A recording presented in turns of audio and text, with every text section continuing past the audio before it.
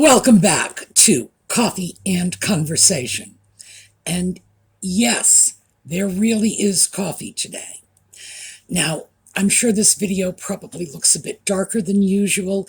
I do rely a lot on natural daylight for my videos. I use artificial light, but I like natural daylight a little better. And it's pretty dark out because it's been raining all day. In fact, my outdoor lights, which are on light sensors, have been on all day long, so the lights think it's nighttime. Anyway, that explains the rather dark and depressive cast to this video. Audie is asleep on the chair behind me. We'll see if he surfaces. Yeah, I'm not holding my breath, but maybe. And today I thought we would pull together some threads from yesterday's video and a video we did a couple of weeks ago and sort of see where it all leads us. So we will get started when we come back.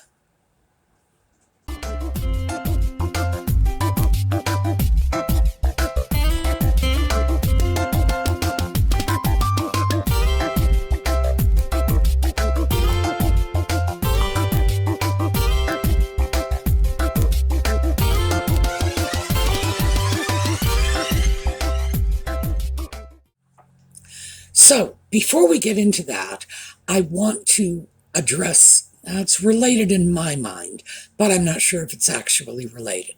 I wanted to address last weekend's videos. I was talking about cleaning out my doll room and my desire to start videoing in that room. Well, the good news is I got most of the junk cleaned out. You can actually walk through the room now, which is quite a change. I was a little embarrassed, I guess, to realize how many sweaters I had gotten for my dog. The sweater container, and by the way, this is only part of the sweaters, is absolutely full. The dog really did love sweaters, and she had a very thin, fine coat and arthritis, so keeping her warm was a priority. But still, that dog had more sweaters than, I don't think I have that many tops in my closet. And quite frankly, I consider my top collection to be a little excessive. More on that later. So, I think the issue I'm running into with this is that donating those sweaters to a shelter, which would in fact be a very good thing because they were specially sized for pit bulls. My dog was a small pit bull with that very wide neck and broad chest. So we have a pit bull rescue nearby. I'm sure they could make very good use of them. But giving away those sweaters symbolizes to me that there will be no more dogs in my house, that I'm not getting another dog. Audie will be very disappointed by that. I am of two minds about it. I'm getting older, and I don't think it's really responsible of people getting older to take on an animal which has to be cared for when, your own life expectancy is kind of, on the short side. What happens, if you're no longer able to take care of the animals? So maybe it's confronting my own mortality. I'm not sure. Certainly, I don't want to deprive Audie of a canine companion, even though getting Audie a dog, how do you do that? I'd like to get a dog, but my cat must approve.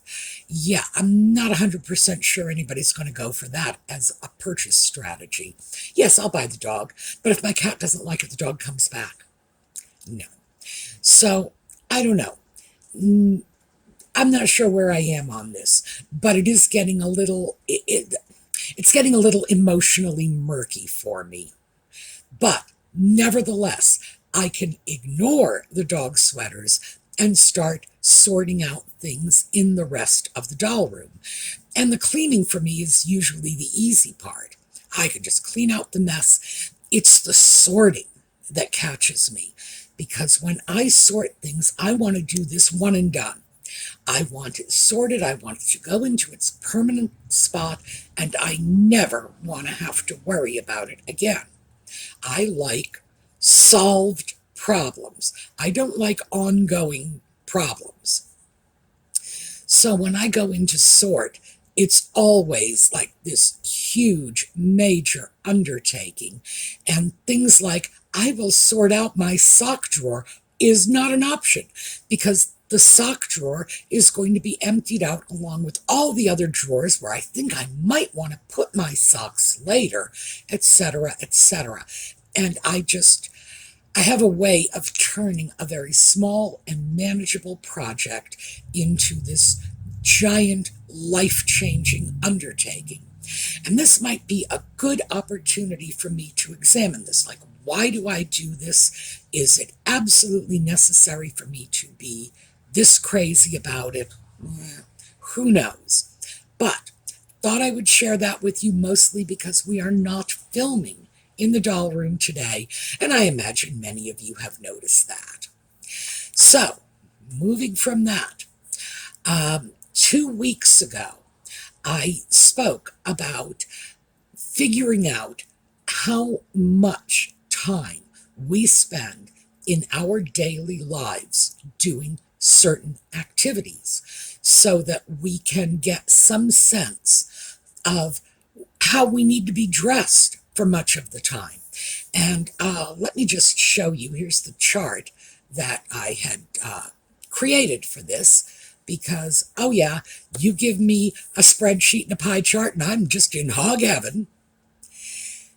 And from the chart, as you can see, the overwhelming majority of my time, almost 85% of my time, is spent either in sleepwear or leisure wear.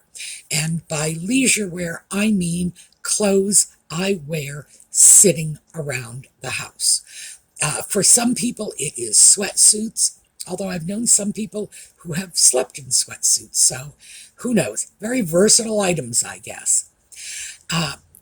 Leisure wear and that stuff you wear around the house varies from person to person. And frankly, it varies for one person from different times in their lives. So there might be times when your leisure wear is nothing but like scruffy gardening clothes. And that is really common for people who are doing a lot of work around their houses. When you're doing a lot of restoration, renovation, when you're working on the garden, oftentimes your leisure clothes just turns into grubby work clothes. For other people who have different lifestyles, or the same person whose lifestyle might have changed, the clothes you're wearing around your house might well be the very same clothes you would wear going off to lunch with your friends,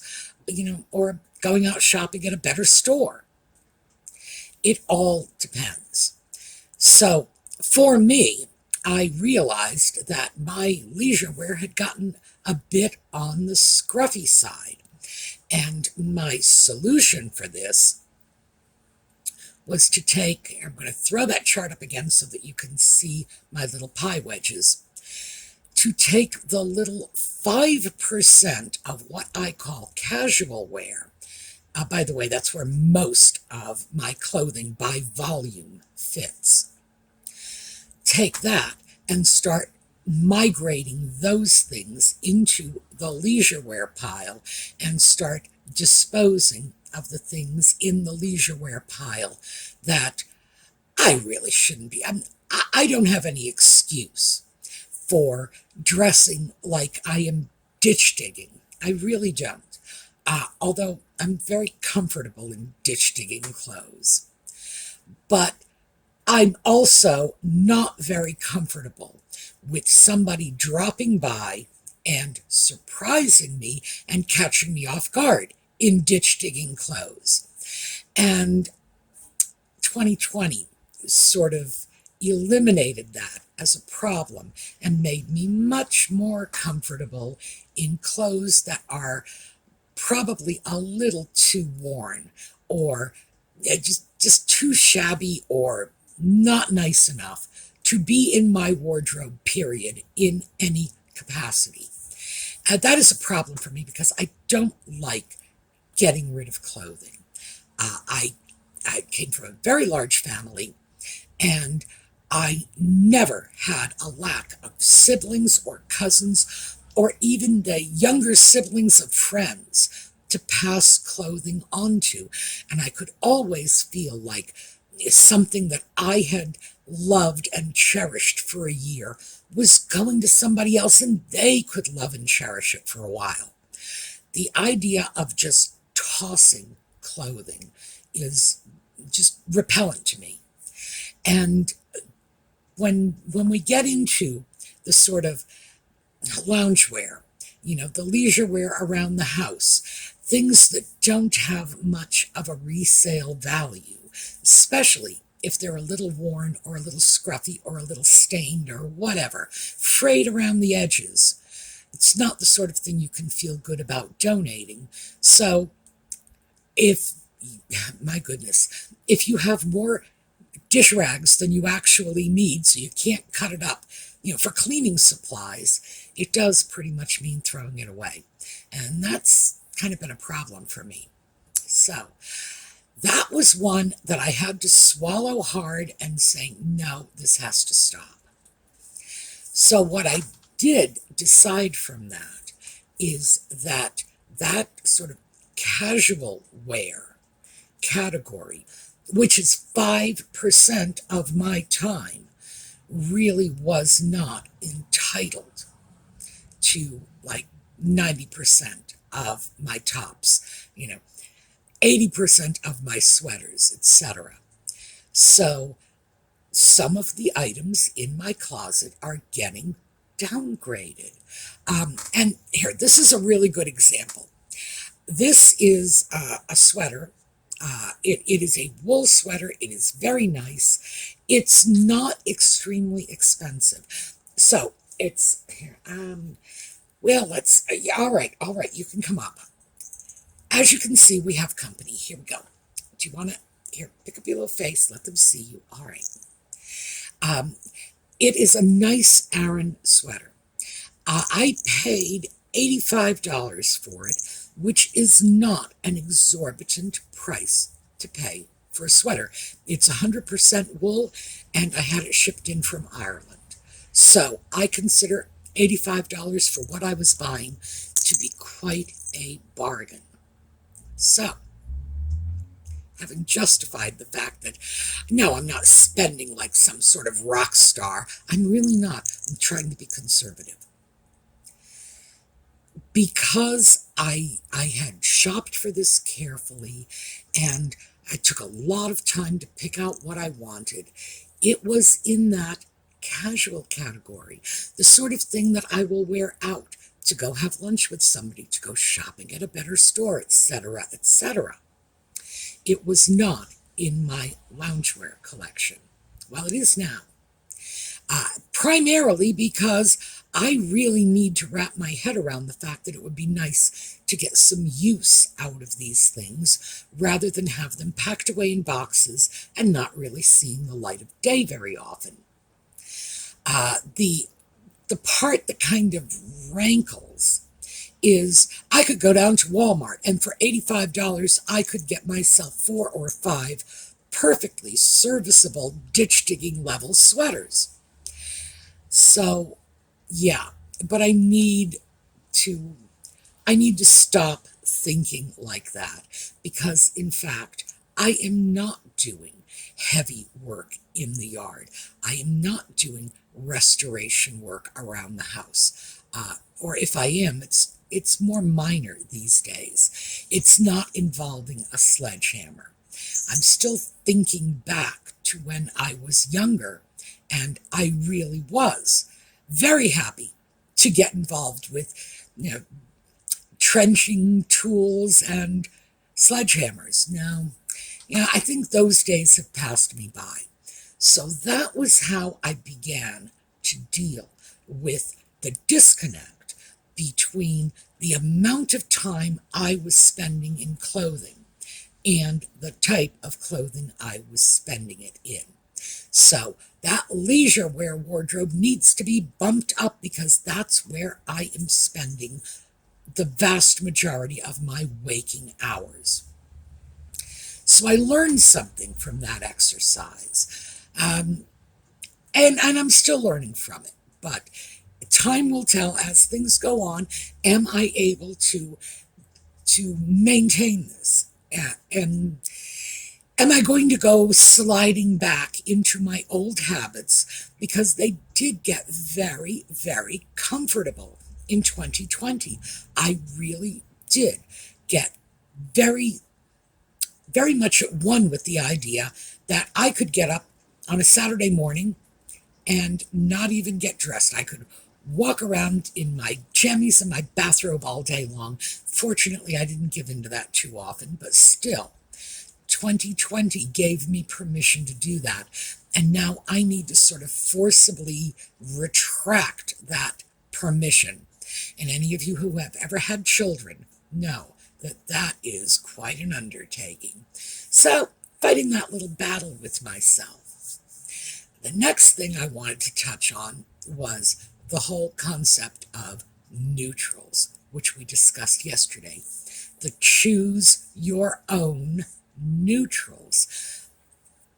Your wardrobe is intended for you and you alone, unless, of course, you're in a situation where you share clothing. I don't know, maybe you do. If these are things that no one but you is going to be wearing during the time in which they are living in your closet, maybe somebody else will be wearing them later, I hope somebody does, then you need to choose your colors. And you need to decide what your neutrals are. Now, before I get into how that has been impacting what I've been doing, let me just very quickly say, because someone wrote in a comment on yesterday's video, which I thought was fabulous. Apparently, her neutral is red. So bless her heart. I think your neutral can be anything you want it to be. And somebody who just loves color and has simply decided that red is their go-to color. Red's going to function like a neutral in their wardrobe, because when this woman goes out to buy new clothing, it needs to go with red. It needs to be compatible with the rest of the delightful reds that she has. By the way, I envy her, because I would love to choose a neutral like red. I would love to build a wardrobe around red. But as I mentioned yesterday, the particular shades of red that I like are not trending right now. I have to kind of wait until they come back in. And that leads me to trending colors. So I thought I would give you a little information about colors. And I don't think we've ever discussed this before, but this is stuff that might be very useful for you when you start to think about the colors in your wardrobe, the colors you are wearing, the colors you think go well together. We tend to think of blue as the color for little boys and pink as the color for little girls. But did you know that 100 years ago, actually about 120 years ago, it was exactly the opposite? Yeah, blue was the color for baby girls and pinks and reds were the color for baby boys. Why? Because blue is a cooler color, and the notion that girls are sort of more tepid and aloof and boys are more vibrant and fiery. You can see why that association was made. And then an interesting thing happened, because there were these are two different painters, Thomas Gainsborough and Thomas Lawrence. Now, Gainsborough came before Lawrence. His entire lifespan was encompassed in the 18th century. He was born in the early part of the 18th century, died in the later part of the 18th century. And then Thomas Lawrence. Now, Thomas Lawrence was born in the middle of the 18th century and died in the earlier part of the 19th century.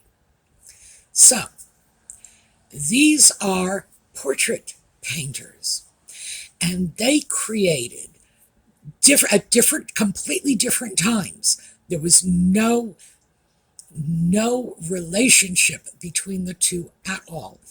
They each created very independently 2 portraits, and let's take a look at them.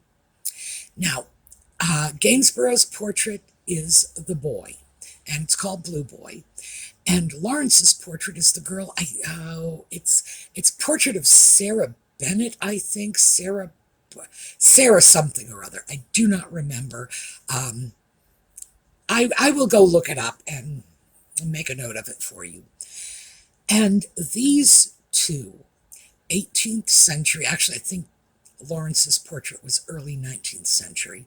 These 2 portraits were reproduced because the artists were long dead and had no copyright claim over the images. They were reproduced in the middle of the 20th century and sold at every department store and dime store in the country. It's like you couldn't even go into a house anywhere in the U.S. without seeing those 2 pictures as a pair. So that is something that went a long way to reinforcing this blue for boys, pink for girls. And I believe it was before the first, or after the First World War, before the Second World War, somewhere in that interwar period, I believe that this actually became popular. So suddenly, blue is for boys and pink is for girls. Why? Because somebody thought, oh, we'll reproduce these cute pictures on the cheap, make a fortune. They certainly were not thinking that they were going to impact popular culture, but they did. So the reason I'm throwing out this bizarre piece of trivia is because I mentioned yesterday, we look at colors and color associations based on what we see. In the 20th century, people saw a little boy in blue, a little girl in pink, and that was their association. That's all there was to it.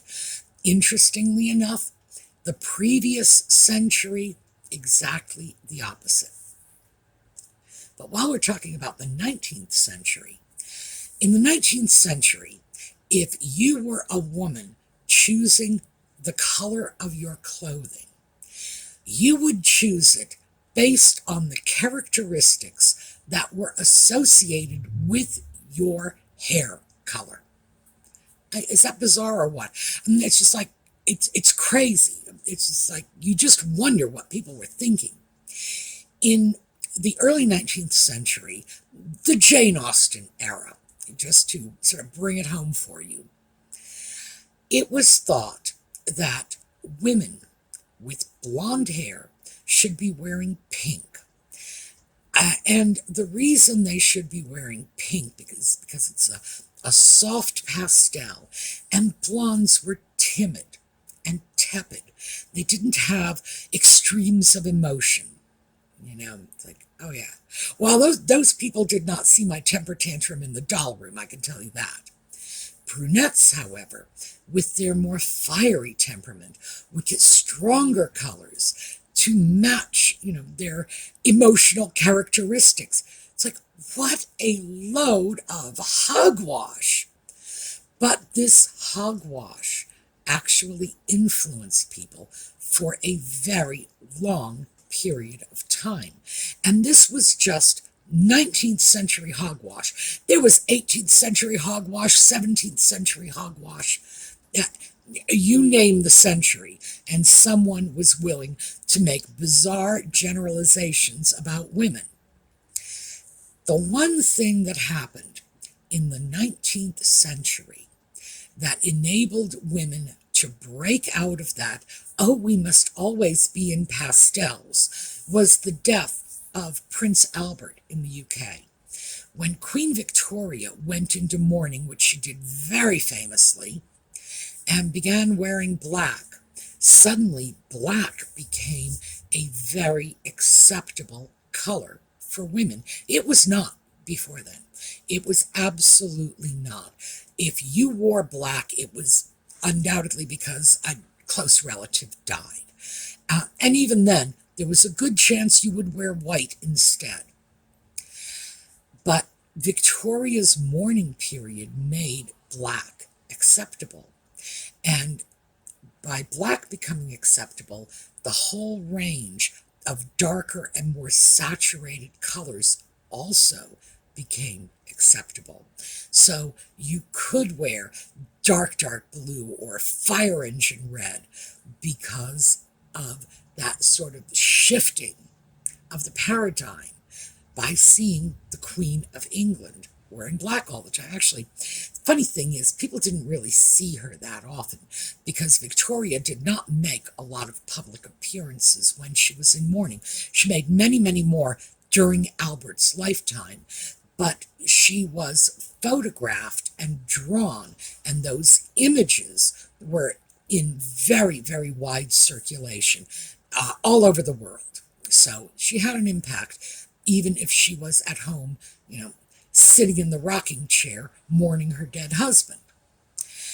Anyway, that I wanted to throw out simply because I think it's important that we have a very good understanding of where our attitudes about colors come from, and the fact that most of them are not legitimate. There is no reason that a blonde cannot wear red or a brunette cannot wear baby blue. No reason whatsoever. But there was a time when that was considered a serious fashion faux pas. So we need to remember that this is all perception. It's what the fashion industry is telling us. It is what the style leaders, whoever they may be, and frankly, these days, they are Kardashians. And quite frankly, if it's going to look good on a Kardashian, and you've seen them, you know what they look like, it's not going to look good on me. It's like I am the anti-Kardashian. Their coloring is so different from mine that if they could wear a color, you can pretty much bank on the fact that I won't be able to. Neither will a great many other very fair, pale-haired people. So we're stuck with it. We are in a world where other people are defining our choices for us. And the point I want to make here, this is the point you get to take from this, is don't let that happen. Do not let that happen. I was just going to say, I am not going to be forced to wear pink, and I am, in fact, wearing pink. Oh, here, let me show you this one. This is vintage Halston. And remember I said yesterday that pink and red don't really do well together? Well, looks like I need to eat my words. But pink and red, in fact, have become an accepted color combination ever since the 1940s and 50s when that was thrown out there. But yeah, I do have pink and red.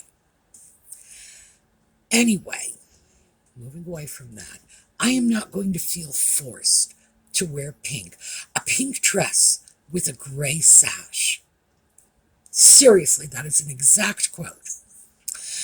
That would be what I would be expected to wear if we were in 1810. No, I am not going to feel constrained to limit my choices that way. I don't want you to be either. Don't let other people, and I don't care if it's 19th century fashion writers or modern day Kardashians, don't let anybody make your choices for you. If you want fire engine red as your neutral, you go for it. By the way, a lot of people who commented said they really like greens for their neutrals. Olive greens, oh, I do like olive greens a lot. The darker greens, hunter green, forest green, military green. There are so many ranges of green out there. Hey, why not?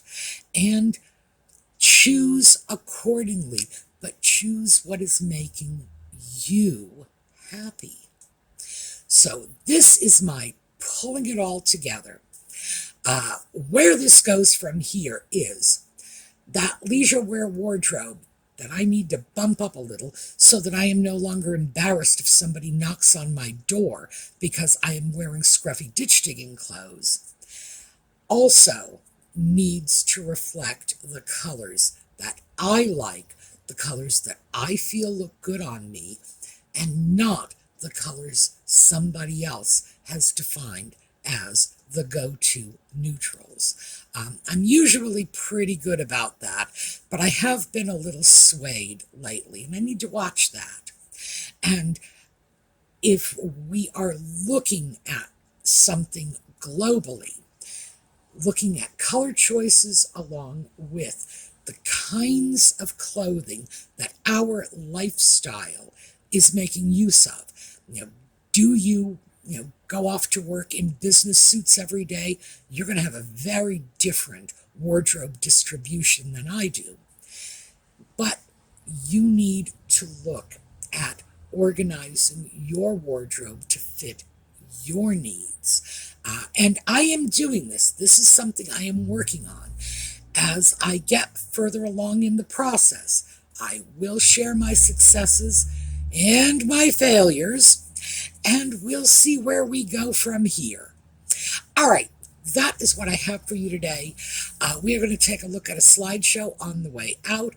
Audie fortunately did make a little itty-bitty appearance for us. It's raining, so I think that's probably what's going on. He's probably feeling sleepy. He sleeps most of the time when it rains, when he's not complaining to me. But I think that's what's going on. He's feeling a little sleepy. Well, we did get to see him. We're going to take a look at a slideshow on the way out. And now that we are in the middle of October, guess what slideshows we're going to be taking a look at? And you would be right, the Halloween slideshows. Now, our dear friend, Colleen Staver, does this massive Halloween thing. And she shares pictures. So we've got some slideshows of some of Colleen's past Halloween displays. And I know there are many of you who really look forward to this, and trust me, I do too. I love the holiday. It is not celebrated in my area because it's rural here, and the children can't walk the streets trick-or-treating. So this is as close to Halloween as I'm getting this year. So enjoy the slideshow and have a terrific day.